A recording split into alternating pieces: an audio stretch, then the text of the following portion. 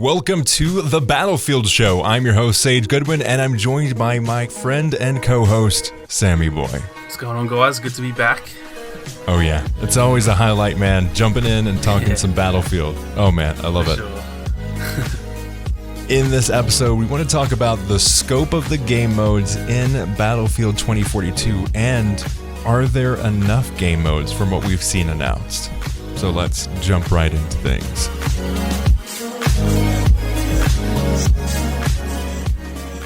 So, Battlefield 2042. Huge reset for the franchise. We're seeing the game kind of reboot from the old world games that we've been seeing with Battlefield 1, Battlefield 5. Those have been the key things. And like we said last episode, it's been a while since we've seen the likes of a modern near future shooter from DICE. One of the concerns that we have is the scope of the game itself. And are they trying to do too many things? Are they trying to do too little things?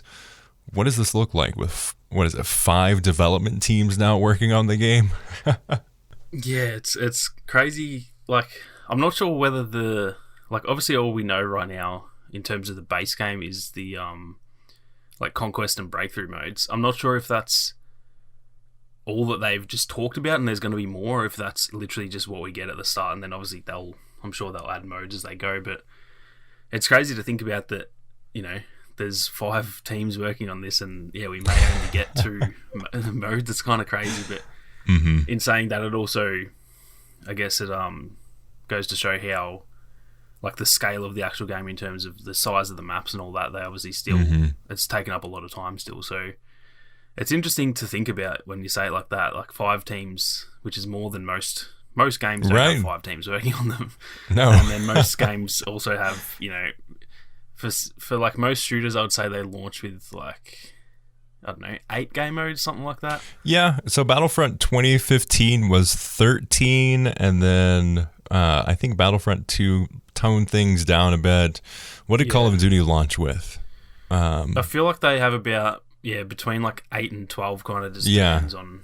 I know that they launched some after the launch of the game, so it's always hard to remember which ones are there at launch, but I'd say somewhere around the 10 mark is probably the normal range for most games. But I've never really, again, I don't know if Breakthrough and Conquest are the only ones, or if that's just all they've talked about and maybe there's more at EA Play or something. They've been pretty vague on that because they haven't actually confirmed this is all that's coming at launch, but I think that's what most people are assuming, that's probably all we're going to get to start. And then there is obviously Hazard Zone, and then there's the other unknown game mode, so there's going to be more stuff. But in terms of the base game, it's kind of weird to not see team deathmatch and stuff like that being announced just yet. So I've a multi-tiered question for you, and I'm going to ask you this one part first. Do you think because of certain games like Team Deathmatch or those staples, if you launch a first-person shooter, you usually have these types of game modes. Do you think that because it's a staple, they don't really feel the need to highlight it, or do you think it's not going to even be there? Yeah, I don't know, because it's literally in every that is the single mode that's in pretty much every shooter. And there's countless others in Battlefield that they, games like Rush and sort of the smaller game modes that generally they have them. So it could just be, like you said, it could just be because that's a smaller scale thing that they just don't feel like they need to really talk about it. Or it could just be, that it's literally not there yet. I'm absolutely certain it will get added if it's not there straight away. Oh, definitely. I mean, you can't not. Yeah, exactly. It would feel weird. I don't even play Team Deathmatch, but it would feel weird to not have it. It's just it's the base mode in any game, really. But there's also rumors of the redacted mode being I guess they've been calling it a hub of all the old Battlefield games, and they're saying that it could end up being something like the older maps sort of remastered and with those modes. So maybe Team Deathmatch will only be in those smaller maps or something, the Battlefield 3 and 4 maps, for example. It's hard to say because we obviously don't, that's all just essentially rumors right now, but if that would make sense, if that's their plan to have this love letter mode that they're talking about be I guess the stuff that we're used to, and maybe they have some of the old maps, and then they also could add the new maps into that rotation as well. But it's weird to think about. I haven't actually thought about it that much, that they've only really announced 2 actual game modes. Yeah, I mean, question for you, and I feel like I've seen this before, but I'm not 100% sure. Was there a game mode or something like that with Call of Duty at some point where they went back and remastered some of the old maps and game modes that they had, or am I just making that up? So they have done straight remasters, like Call of Duty 4 was remastered, but then they've also, in Modern Warfare, like the recent one, 2019, they also went and remastered some old maps and put them in there from Modern Warfare, and I think there was maybe some Modern Warfare 2 maps.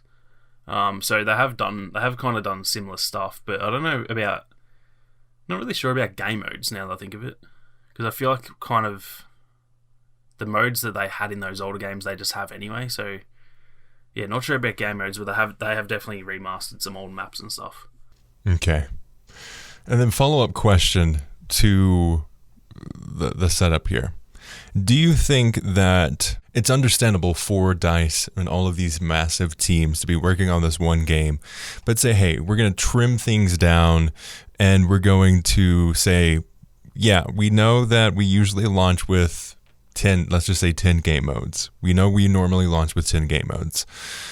This one, we're going to launch with a smaller number, and we're going to really focus on the quality of those maps, of those game modes. We're going to focus on the experience that we give you at launch and then expand on it later.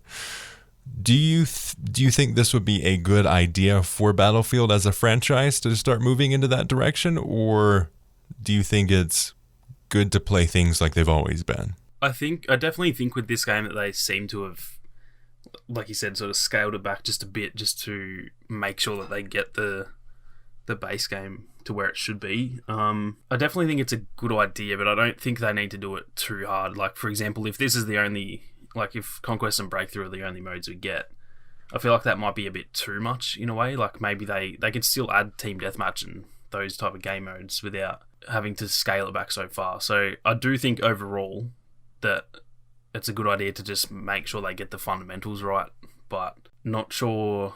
For me personally, I'm fine. Like, I'd be fine. Conquest and Breakthrough are the only modes I really play anyway, so I'm fine with it. But I know a lot of people will be pretty annoyed if there's only 2 modes and, you know, Team Deathmatch and Rush and stuff like that. If they're not there, I think a lot of people probably won't be too happy about that.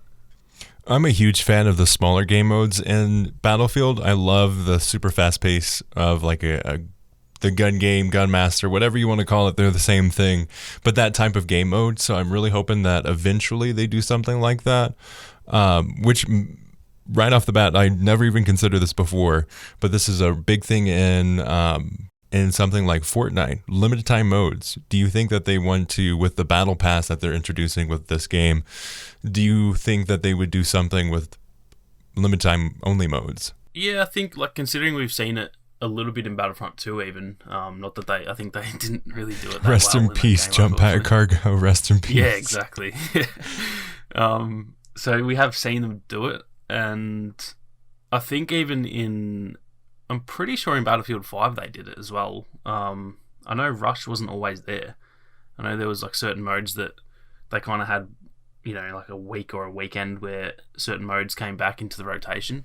So I think they have done it, but I just think you got to get the right game modes. Like, I think you just have to have those core modes there, and then the limited time modes need to probably be like some more random stuff that's not a staple of the game. So I don't think necessarily Team Deathmatch and Rush and stuff like that would be the best thing to do for a limited time mode, but I'd be open to them doing it for, like, you know, some more, for example, like Gunmaster. That would be great to, I mean, it'd be better to just have it there permanently. Yeah. It'd be great to just have that as, you know, one weekend every month or 1 week per month or something. They have that game there, and as annoying as it can be if you really like certain modes and then they take them in and out, I think it does work with like getting the player numbers up when they're there, because when that is actually happening, so many more people jump on and play it. It feels like an event. Mm-hmm. They have their pros and cons. It kind of sucks when modes aren't there and you want to play them, but it also makes it more exciting when like, oh yes, this weekend's Gunmaster and everyone jumps on. So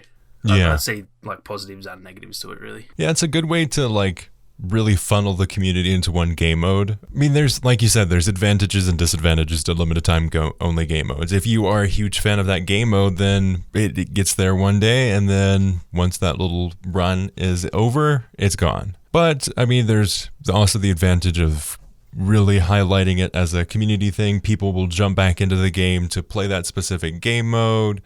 So I think there's pros and cons to each of it. I definitely think we're going to see a lot more of that type of innovation with Battlefield 2042, just in the case of the Battle Pass. I'm not 100% sure on this because I'm not super educated on the rich history of Battlefield, but correct me if I'm wrong, is this the first game in the Battlefield franchise with a Battle Pass? Yeah, I believe so. They've only really had like back in the old ones, they had like the premium, which was like essentially like a pass where you pay, I think it was like say $60, and you get like, there would be the big DLC drops. And then Battlefield 5 was the first one that sort of went away from that and went with the free content, but they didn't have a Battle Pass. So yeah, I think this is the first one with the Battle Pass. I think so as well. Like, it's Battle Passes, I mean, depending on how far you go, it's more of a recent thing, really. Like, you may be able to find really examples of it. Like 4 to 5 years, it's really been, I'm sure other games would have had it like way back, smaller games, but in terms of like AAA titles, I would say it probably started with the Battle Royale stuff like H1Z1, PUBG. I'm pretty sure PUBG only had it actually after Fortnite had it, so it could have even started with Fortnite, to be honest. But I know like essentially it's like a Battle Royale thing, really, and then there's been a few games that have sort of picked it up on the way. It's a good way to find a consistent source of income for a game. It's a good way to really get people invested into your game. It's just, overall, it's the way games are really starting to be developed and really supported for, because a game, no longer are we in the time frame where you can design and develop a game and be perfectly fine with just slight updates. Like, now you have to update it.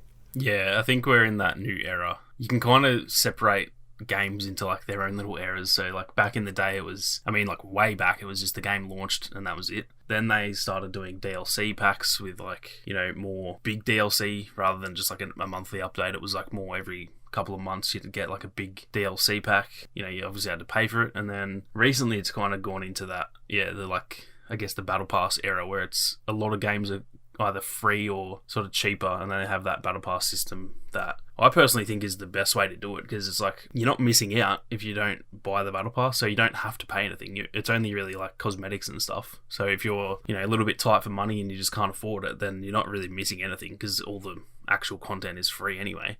But then because people generally, like the people who enjoy the game, they're always willing to, it's only say $10 every couple of months. Like, it's not even that big of a cost. So the people who really enjoy the game, they're always going to be happy to pay for it and support the game. And then I think it's just like a win-win for everyone, really, because the company's making their money, the people who want to support the game with money are getting stuff in return, and the people who can't afford it aren't really missing anything. So it's kind of like a triple win for everyone involved. Yeah. It's all but good things. I know there's concerns for people about the support of the game. I buy the Battle Pass, and then over time, something that they promised didn't get, wasn't a thing. There is that concern for some people, but I think overall, it's a good way. If you're giving them money, it is more of an incentive for them to continue development on this game.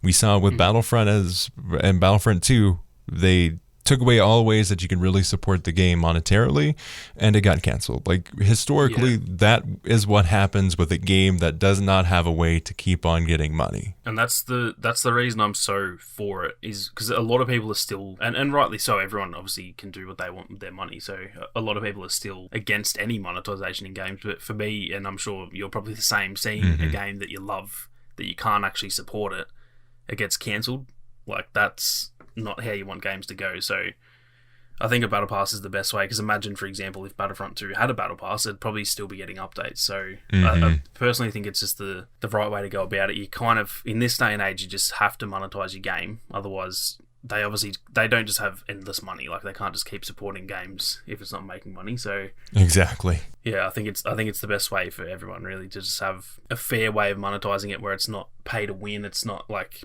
people are going to miss content if they don't buy it, but still offering enough that people want to buy it so they will support the game. So I believe, and I'm not 100% sure, let me research this real quick, but I think that the game on next-gen consoles is $10 more, $70. Is that true? Yeah, I'm pretty sure. I think it's I think that's just going to be the case for essentially all games now. I remember when the consoles launched, they just said that it's going to essentially start to cost more for them to make games just because they're so much more advanced than they used to be, really. Mm-hmm. So normally I'd say yes, this is a good thing. But my only concern with this is because this is a game that's going to be on previous gen console and next gen consoles, it's starting to muddy the water. I feel there's a concern. I feel like I'm fine with games only on next gen console charging that $70. I mean, it's been so long since games have actually risen in price, which is pretty insane, and $10 more is fine. Yeah, it's probably been even since back in the 360 and PS3 days, it's really, even then it was the same price, that sort of $60 range. It's probably been really before I can remember that games have raised in price, really. Yeah, and something that really frustrated me with Black Ops Cold War was it's $10 extra, but it's $10 extra to upgrade to the Series X one, and there's such a benefit to it. I don't know, it's muddying the waters with the level of backwards compatibility that we have nowadays with that extra $10, because you can play it normally on a regular Xbox. But overall, I'm fine with it being $70. One concern though, let me put this to you. I mean, we're buying it. I've already got the gold edition pre-ordered. I'm ready. We're both in that boat. Content creators are ready to jump in. But to you, if they just release these 3 game modes, is it fair to charge $70 for those 3 game modes? I still think the scale of the game, because I've heard the same thing with there only being 7 maps instead of usually there's say 8 or 9. Mm-hmm. But the size of those maps are that's you could put 15 of those in those 7. Yeah, exactly. I've had a few comments on videos saying this is a rip-off, there's only 7 maps, and I was just my response to them all was the last 2 games have had 8 maps, and I reckon the surface area total of all these maps will be about 3 to 4 times that of the last game. So easy. It's going to be essentially, even though it's only 7 maps, it's going to be essentially 3 times the amount of, surface area of map, which, even though to us that doesn't really matter, to them they still have to design all that. So I think in terms of the game modes, I think as long as they bring content out quickly, we don't want to wait 6 months till we get a new game mode type of thing. But as long as they're consistently updating and trying to get content out quickly after launch, I'd be fine with it. But if, for example, if we only have Conquest and Breakthrough for 6 months, and then that's when the modes start getting added, that would be a little bit frustrating. And like I said, for me personally, they could add 100 other modes. I'll probably only play those 2 for the most part. I'll obviously try the others, but they're the 2 core modes that I always just play. So for me, it's not I couldn't really care less, but I think a lot of people will be mad at that. I think as long as the game is good, as long as the gameplay goes really well and there's no bugs and stuff, I think people will be a bit more forgiving. But for example, if they launch with only 3 modes at that price and then it's really buggy and the gameplay sucks, then that's a real issue, I think. So yeah, I mean that's where I'm sitting 100%. They could get into a cyberpunk. Cyberpunk has become a verb in the game industry now. They could get into that cyberpunk mindset. They've got 5 development teams working on this. They're launching, I'm gonna say it this way just to prove my point, but I've small amount of game modes and a small amount of maps. Obviously those maps are large scale, but optically we're seeing a smaller scale pitched at this point. They could still announce things, but at this point they could have these 5 development teams, they could have these 3 game modes, and they could have those 7 maps. And visually, you better have a very good experience, no bugs, nothing like that. Otherwise, I could clearly see a Cyberpunk situation coming about where the fans of the franchise will jump in, they'll pre-order the game, and they'll get disappointed with the game, and then there'll be this huge backlash. That's one of my concerns with it. Yeah, I can definitely, like I said, from my perspective, it's not that big of an issue, but when you like try and step back and look at it from other people's perspective, who maybe that's the thing that they want in games, is like a lot of stuff to do.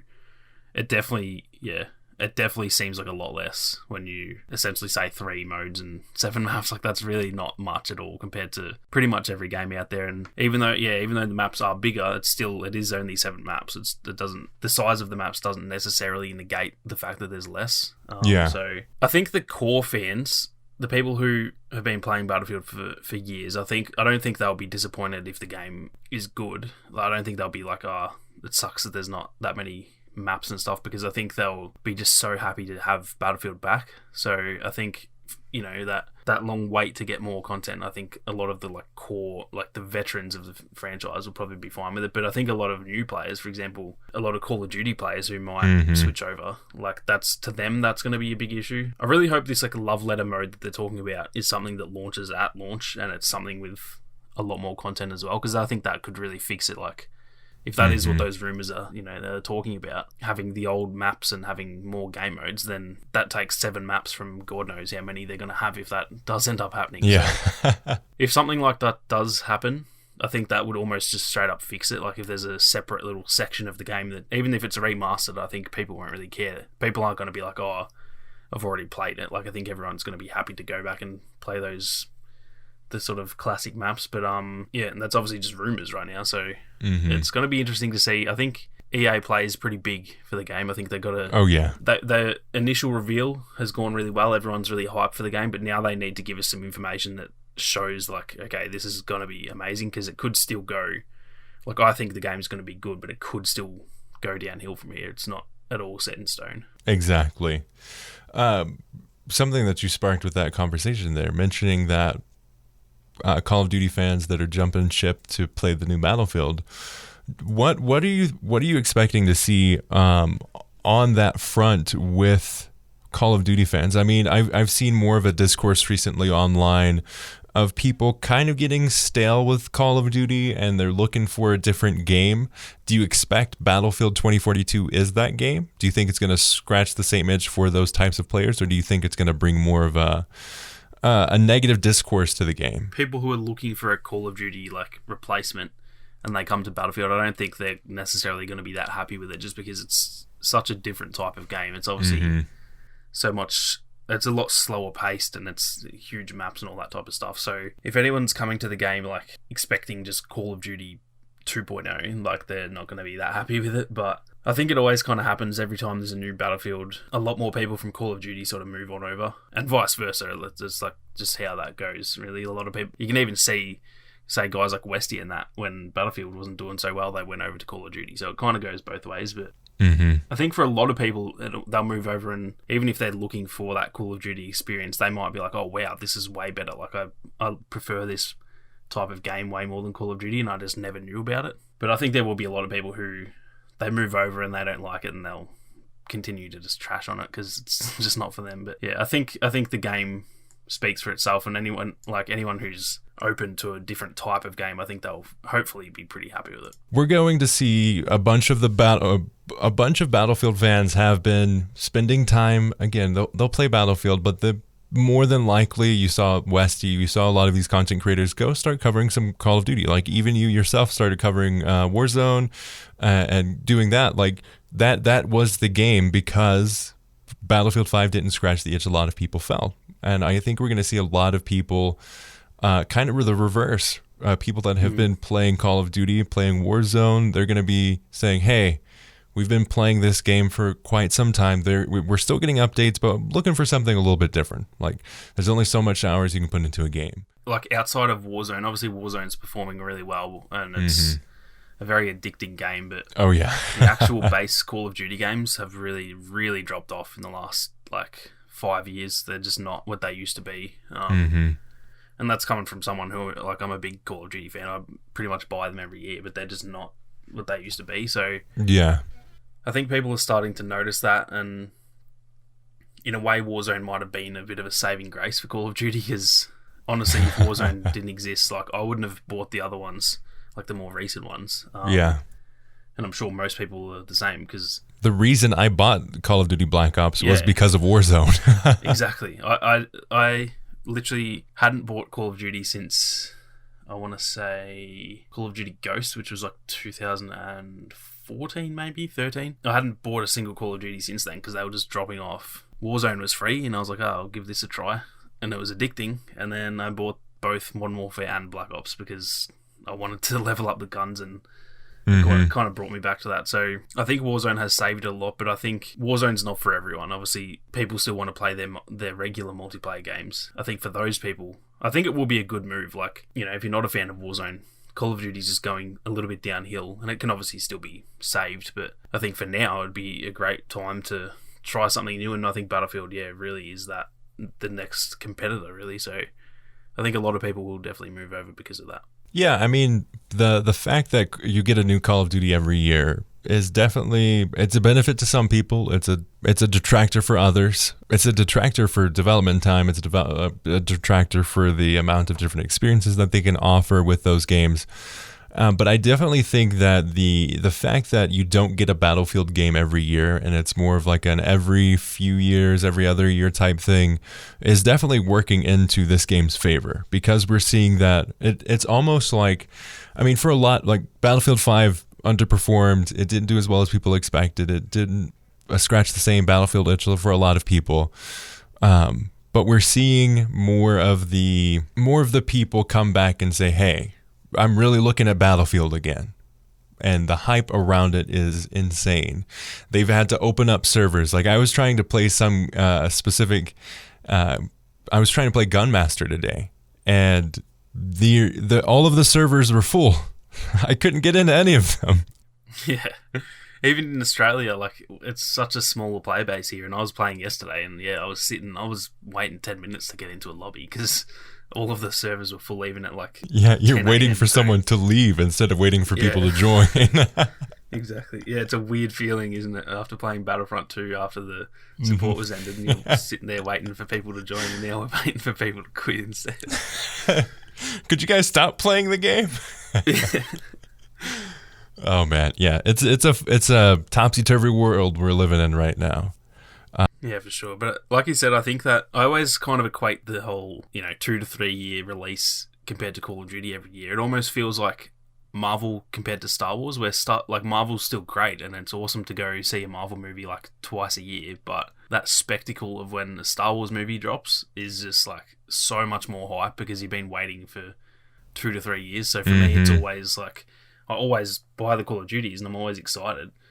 But when there's a Battlefield drop, that's just something different. Like, it's just such a bigger experience, I reckon. Oh, definitely. It's a great way to correlate it. It's Marvel versus Star Wars. Yeah, both great in their own ways, but they're just different events, really. They're different build-ups, I guess.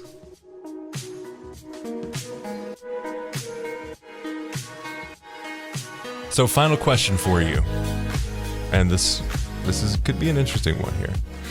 Do you? So, a concern that I have is the size and scale of the games, the core ones that we have right now.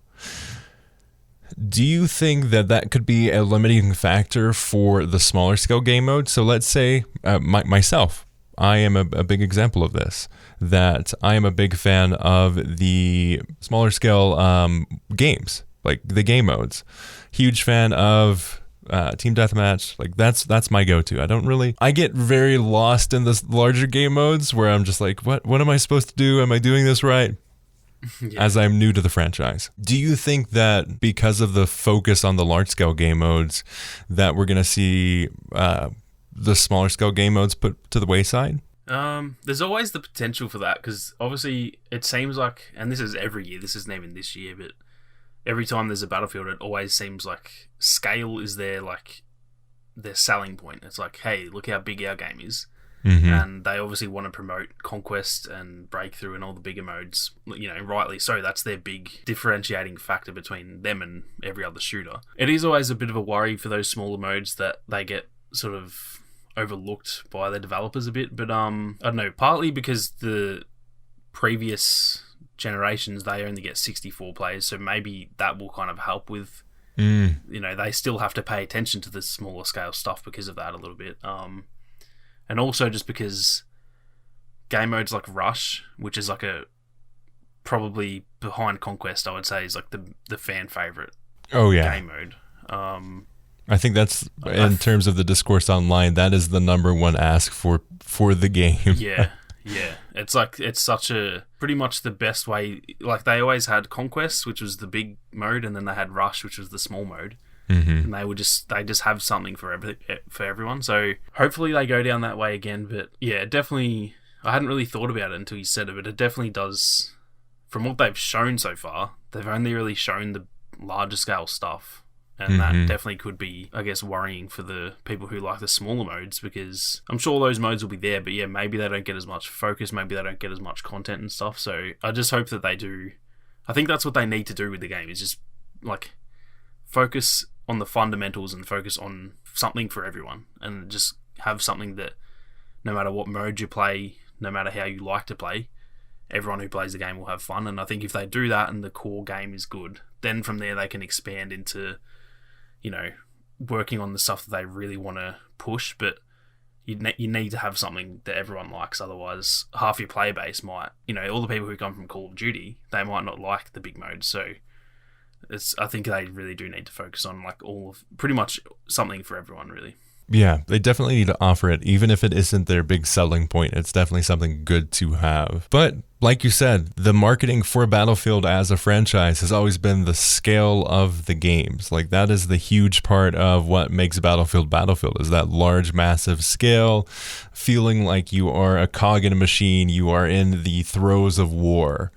And one of the best ways to do that is size of the map, size of the battles, and how many people you can put in those. Yeah, for sure. I think as long as they do plan on adding Rush, I think that even though, you obviously want other modes, I think if they do show that they want to support the smaller game modes by adding Rush, I think that will be a big sign. If they have Rush, I feel like all the other smaller modes will get support as well. But if they don't have that key, Rush is like one of the key modes to Battlefield. If they don't have that, then that might be a little bit worrying. Do you feel like this is the culmination of all of the previous Battlefield games put together?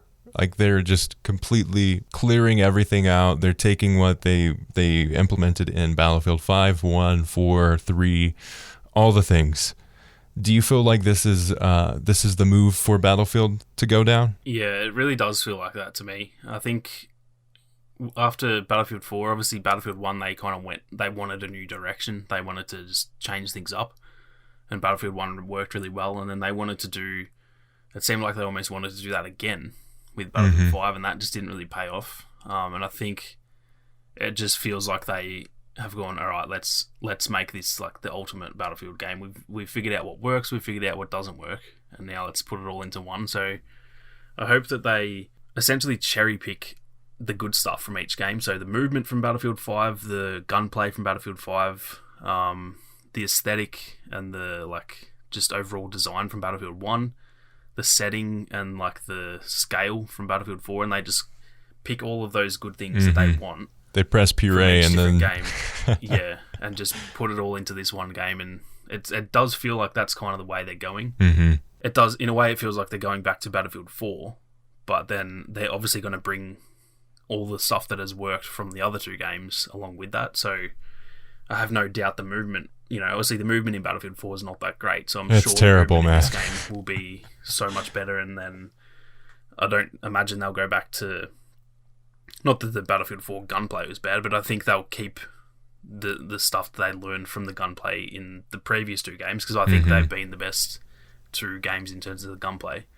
Yeah. And they'll, bring that type of stuff back. So yeah, it really does feel like that. It feels like this is just like a big concoction of all of the best parts of Battlefield, and they've just tried to go all in. And I hope it is. I hope they stick with this game. And I would be glad if this is the type of game that gets like more than 3 years of support. Like, I don't think we Dude, need same. another Battlefield after that for 5 years, for example. If they can like nail the gunplay and all the gameplay and keep adding content, then this might be like the Battlefield game that we've kind of been wanting. So yeah, it does feel like that way for sure. As much as I have concerns with, I don't really have them for myself, but I do have them as concerns for the future of this game and the support. Because if there is a big controversy around, they charge $70 and you only get a handful of content, like that's going to hurt us as players who are going to continue playing. Like, it's not going to bring new people in. But as much as I have those concerns for the global audience, people coming into the franchise, people that they want to attract to the game, this is honestly what I want from a reboot of the franchise. I want them to start with a smaller scale, even though it's massive scale, but a smaller focus, I should say. A smaller focus for the game, that they're really hammering down what Battlefield does really well, and they're really getting to the point where they say, hey, Battlefield has picked up a lot of craft over the years. Like, this is we're trimming things down, and we're starting over. We're saying, yeah, this has always been in a Battlefield game, but is it good that it's in a Battlefield game? Looking at the data, like, these game modes were played, these are the most popular ones, let's start with those, and then later on we'll add more. Like, that's what I really want to see.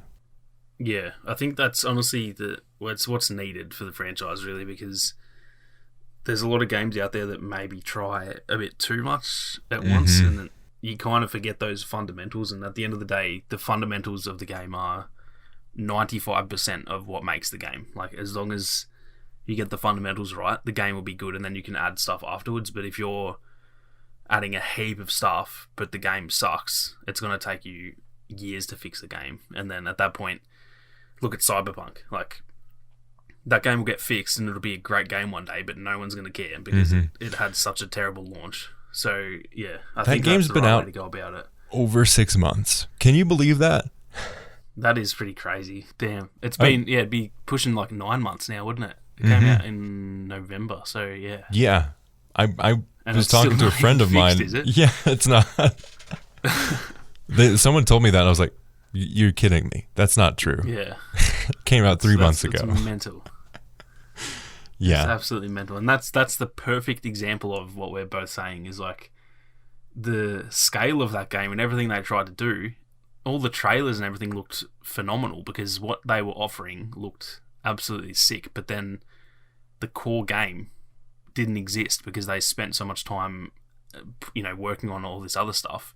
And so it doesn't matter how much content you have, doesn't matter how big the map is, doesn't matter about any of that if the core game sucks. So I think that's really important with this game. I'm glad they're doing it this way by, just really knowing the game that they want to making the core experience of that, and then after that they can add content, and that's going to be even better because it'll probably feel like we get more content than if we launched with.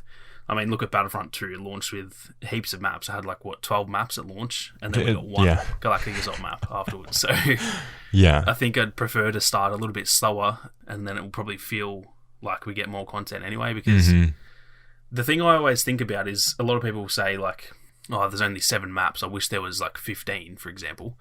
If there was 15 maps, in 6 months we'd still be bored of those 15 maps. Yeah, whereas there's nothing new. If there's 7 maps, we're going to be bored of them as well. So in the same time frame, by that 3 to 6 month period, we'll be looking for new content anyway.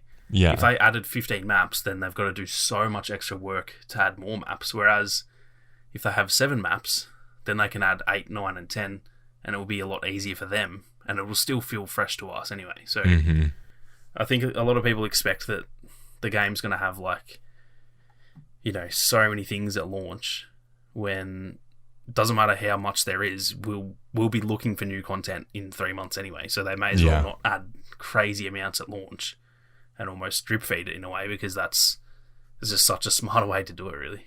Exactly. And we've said this before. We said it earlier in this episode. EA Play is where DICE, EA, they're really going to have to hammer down what Battlefield 2042 is, and more importantly, what it isn't and what it does not have. Because they need to control that message. Like they let the rumors and the stuff go rampant before Battlefield 2042 was announced, which worked in its favor. The hype around the game was huge. The lack of actual information from DICE and EA really helped people to start getting in their heads, like really predicting what was gonna happen, looking at rumors. Like it helped them greatly. But now that we have the game announced, we have the trailers, it's time for EA to say, hey, these are the game modes that we're going to be playing. We're going to just lay it out, and we're going to offer things to tell you, interviews with people as we lead up to the launch. But we're going to make it really clear. Battlefield 2042 is this type of game. If you're wanting this other type of game, it's not going to be here for you. The key thing that they need to do at EA Play is just put everything on the table. They don't need to go into depth. I don't need to know the ins and outs of all the game modes and all this. They just need to say, like, this is what you're getting, and in the next few months we'll actually talk about that stuff. But for now, we're just going to say this is what you're getting, and that's at least going to control that narrative a bit and not, have people speculating, getting their hopes up. Oh, there's going to be 20 game modes, and then it turns out there's not. So they're adding 50,000 more specialists. Yeah. So I think they need to just straight up let us know essentially everything that's going to be in the game, but they don't have to go into crazy detail. I don't need to know, for example, what they've said with the specialists. Like, they've shown us 4 and they've said there's going to be 10. I don't need to know those 10 until the game launches. I don't really care. Yeah. I just know how many there are now. So it's good. Game modes, you can set expectations.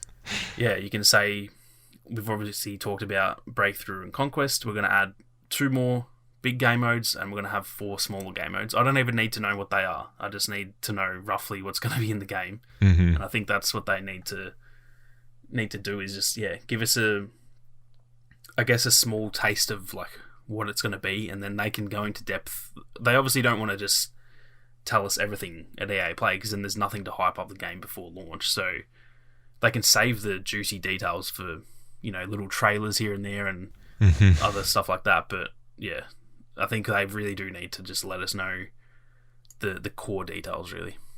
Exactly. But man, I'm super pumped. There's so much things that we can talk about.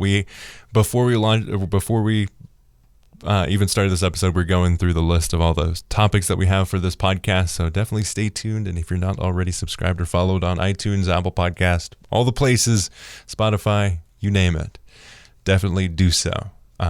Because we've got some really fun topics, and this is just one of them that we have on our list. We've got, what did you say, 19 more weeks until the game launches, and we can all experience it for ourselves.